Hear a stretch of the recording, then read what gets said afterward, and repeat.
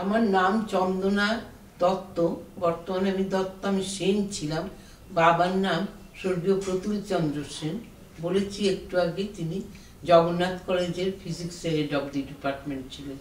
আমি বাড়ির থেকে বেরিয়ে যে এলাম একদম একা, এবং জানিও না যে এয়ারপোর্টে এসে পৌঁছাতে পারবো কিনা।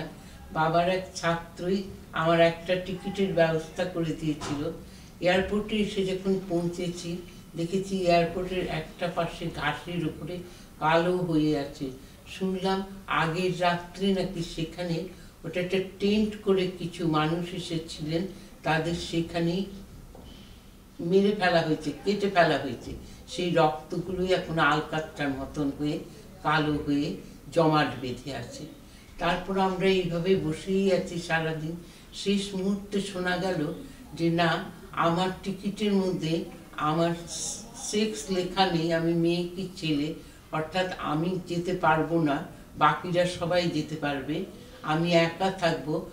আর সেদিনের আর কোনো ফ্লাইট নেই, তারপরের দিনের অর্থাৎ সারা রাত আমি একা বসে থাকবো।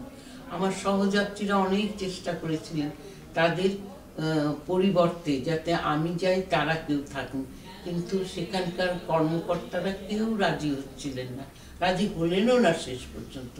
তখন হঠাৎ আমার মনে পড়ে গেল, আমি আসার সময় বাবা আমার হাতে একটি কাগজ লিখে দিয়েছিলেন যে এই খুব বিপদে পড়লে এই চিঠিটা বার করবি। তখন আমি দেখলাম একটি আর্দালি একটা ঘরে যাচ্ছে বিকেলবেলার নাস্তা নিয়ে।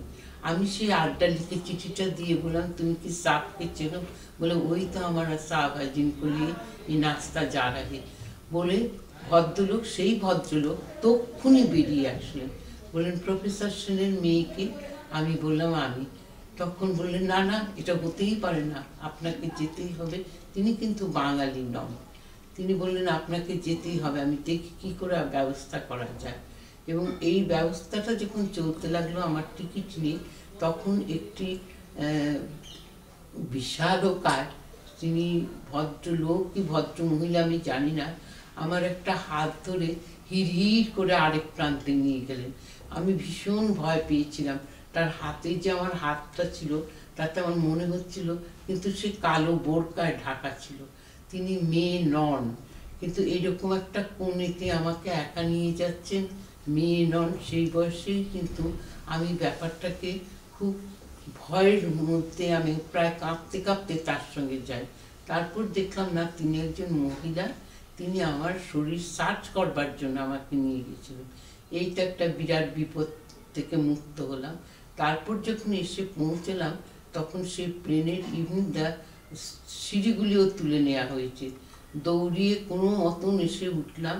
আর আমার সঙ্গে ছিল আমার বইগুলো একটা আমারই শাড়িতে বাঁধা, কারণ আমি এসে তো আবার পরীক্ষা দেব, কলকাতায় বসে পড়াশোনা করব।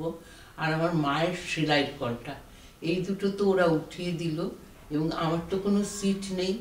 আমি ওই যে এয়ার হোস্টেস যে ছিলেন তার সিটে আমি বসলাম, তিনি আমার ওই বোচকাগুলোর উপর বসলেন। এইভাবে এসে কলকাতায় দমদমে পৌঁছালাম।